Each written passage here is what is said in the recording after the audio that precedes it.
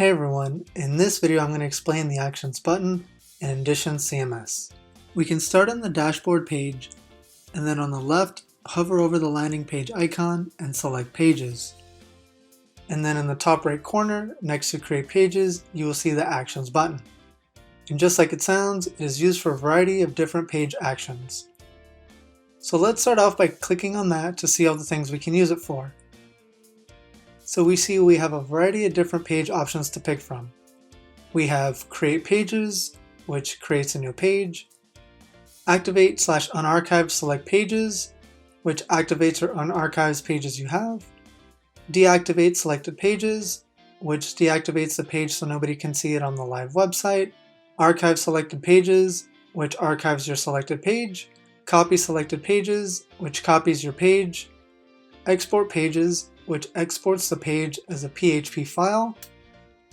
Customize export pages, which allows you to customize your export.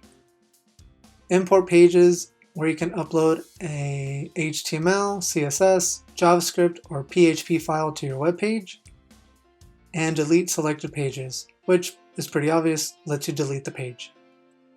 The only criteria you need for the Actions button is to have a page selected. Here you can see next to the title of your page there is a checkbox. For the Actions button to work, you need to have one or multiple pages selected. The only exception to this is the Import Pages option. All of the others follow the rule, meaning if you select the Actions button and go to select copy pages but don't select anything, the system won't know what to copy and nothing will happen. So you need to select which page or pages you want an action to be taken on. To show you a quick example, let's select our Demo 5 page and then click on Copy Selected Pages. We will then see a pop-up asking us to verify if this is a page we want to duplicate.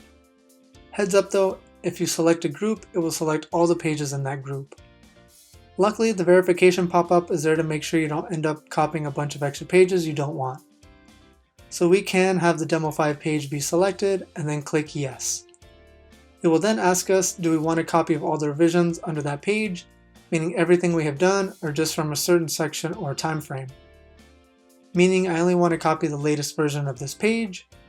So for this example, we will keep it at all and select copy.